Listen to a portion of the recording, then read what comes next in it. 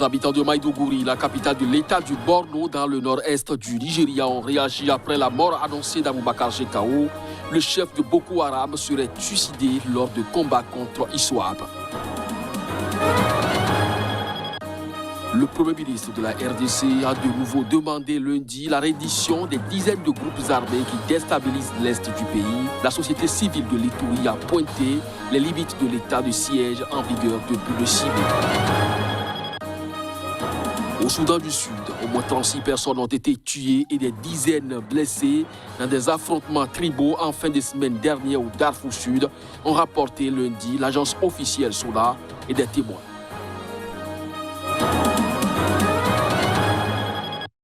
C'est là les grands titres à développer au cours de cette édition. Bonjour à chacun, bonjour à tous et bienvenue. Des habitants de Maïdougouri, la capitale de l'État du Borno, dans le nord-est du Nigeria, ont réagi après la mort annoncée d'Aboubacar Shekau.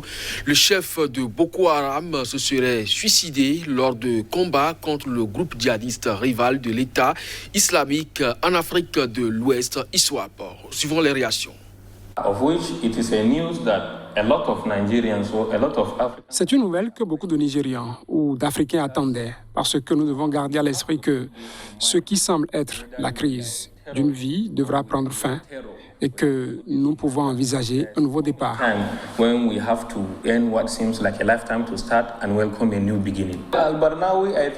pense qu'il y a une grande chance pour qu'Al-Barnawi dépose les armes, vu que ses prédécesseurs n'ont pas réussi à faire ce qu'ils essayaient de faire depuis leur principal leader, Mohamed Youssouf, jusqu'à Shekau aujourd'hui. Quel que soit le terrorisme dans lequel vous vous engagez, il n'y a aucune réussite. La cause de cette crise est le manque d'emploi. C'est ce qui a provoqué cette crise. Si les jeunes ont un emploi, il n'y aura pas de crise dans ce pays, ni dans cette société, ni dans cet État.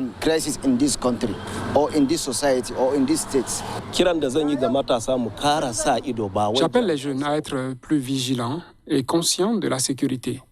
Aidons les autorités chargées de la sécurité en leur fournissant toutes les informations pertinentes pour éliminer les terroristes qui restent maintenant que Shekau est mort.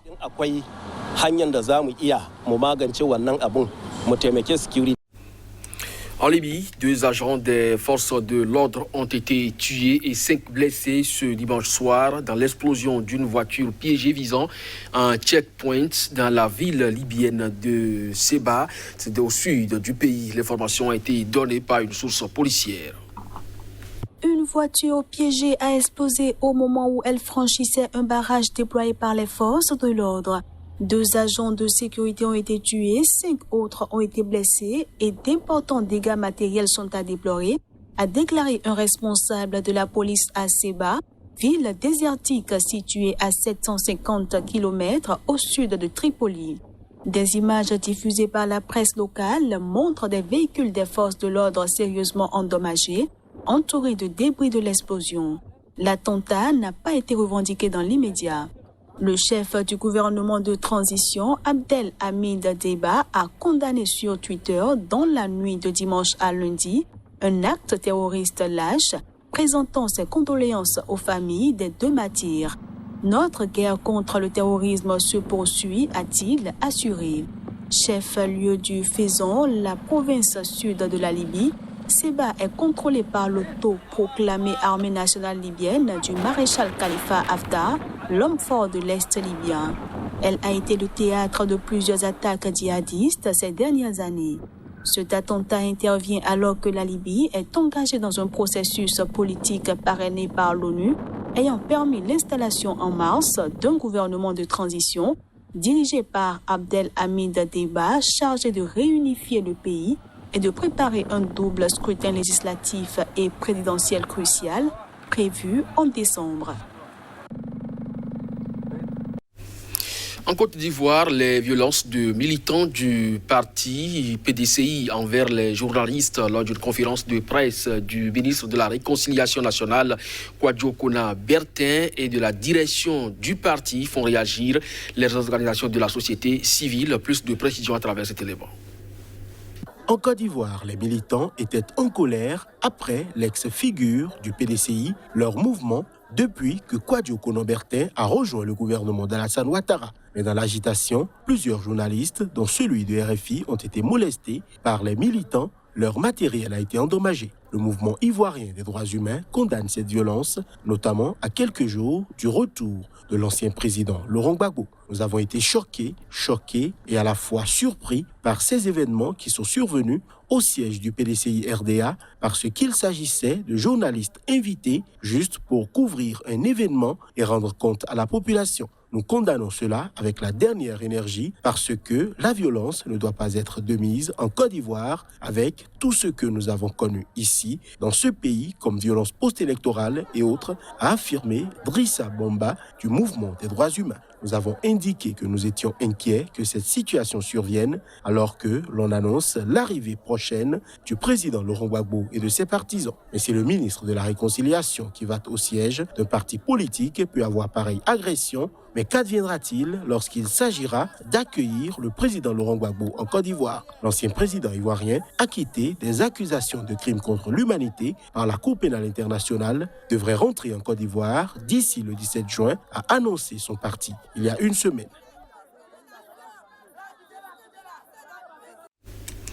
De Burkinabés se disent choqués et confient avoir peur après l'attaque dans le nord du pays qui a fait au moins 138 morts. Cette attaque est la plus meurtrière dans le pays depuis le début des violences djihadistes en 2015.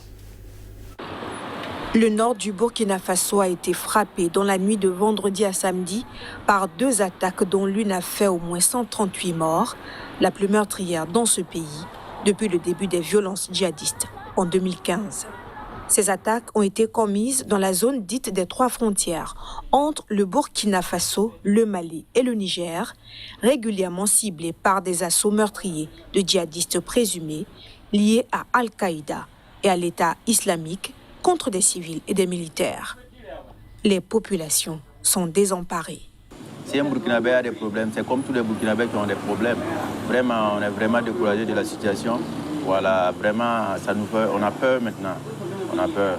Voilà, on a peur gens. Et si on est capable, si les individus sont capables d'attaquer un village, et puis il n'y a pas eu de réaction à temps pour qu'on puisse sauver ces villageois, vraiment, ça n'a pas été. Bon, je n'ai pas été content de la situation. Ça nous fait mal. Ça nous fait mal. On ne suis pas content. On ne suis pas content. Il faut que les autorités là-même, eux-mêmes, ils vont voir comment ils peuvent aider la population, surtout dans les villages au nord. Là-bas, les gens souffrent beaucoup. Voilà, donc on demande le président du Faso, il n'a qu'à aider les gens du nord, voir comment il peut faire pour eux, quoi. Parce qu'au moins 100 morts, c'est pas facile. Dans une seule journée, bon, ça nous fait tellement mal. Le secrétaire général des Nations Unies, Antonio Guterres, a condamné l'attaque tout en soulignant la nécessité urgente que la communauté internationale renforce son soutien à l'un de ses membres dans son combat contre la violence extrémiste et son bilan humain inacceptable.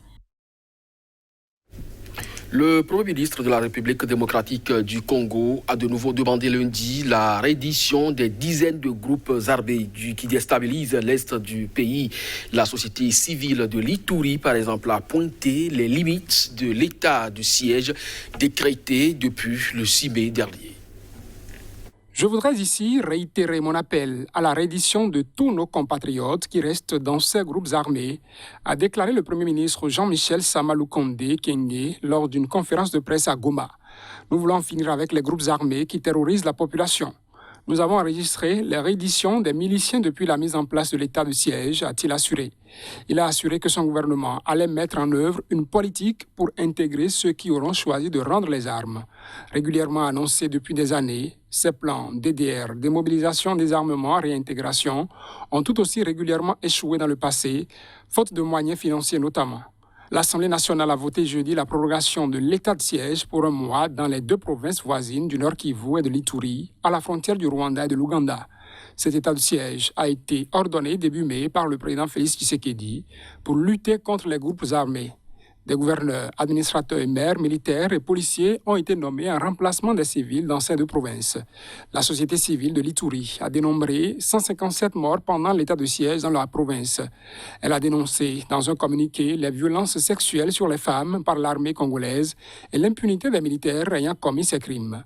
La société civile a mis au crédit de l'état de siège un peu d'accalmie dans le territoire de Djougou, où des violences ont tué des centaines de civils depuis décembre 2017.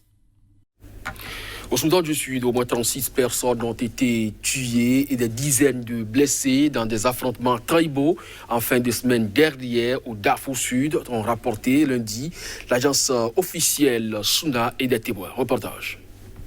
Les heurts dans le sud-ouest du Soudan ont opposé la tribu des Falata à la tribu arabe des Al-Taïcha à Darfour, près de la frontière avec la République centrafricaine. Lundi matin, la situation s'était stabilisée selon l'agence officielle SUNA. L'armée a été déployée dans les zones de combat pour résoudre le conflit entre les tribus Falata et Taïcha qui ont fait 36 morts et 32 blessés des deux côtés, précise SUNA, citant des responsables de l'État du Darfour Sud. Pour l'heure, les raisons de cette éruption de violence ne sont pas claires, mais les affrontements concernant l'accès à la terre et à l'eau sont fréquents dans la région. En avril, 132 personnes sont mortes dans des affrontements entre des tribus arabes et les Massalites au Darfour Ouest. En janvier, 2 semaines après la fin de la mission de paix conjointe de l'ONU et de l'Union africaine MINUSAD au Darfour, des affrontements similaires avaient fait plus de 250 morts, la plupart au Darfour Ouest également. La permanence des violences au Darfour fait partie de nombreux défis que le gouvernement soudanais de transition, arrivé au pouvoir après la destitution de l'ex-autocrate Omar el-Béchir en avril 2019, doit relever. Khartoum a signé en octobre un accord de paix historique avec plusieurs groupes rebelles, notamment du Darfour, et poursuit ses négociations de paix avec quelques groupes insurgés récalcitrants. Le conflit a éclaté au Darfour en 2003 entre le régime de Béchir et des membres de minorités ethniques s'estimant marginalisés. Le pouvoir avait déployé des milices armées composées essentiellement de nomades arabes accusés par la suite de nettoyage ethnique. Les violences ont fait quelques 300 000 morts et plus de 2,5 millions de déplacés, essentiellement durant les premières années du conflit, selon l'ONU. Ce sera tout pour cette édition. Merci à vous de nous avoir suivis. Bonne journée en compagnie des programmes de SICA. À très bientôt.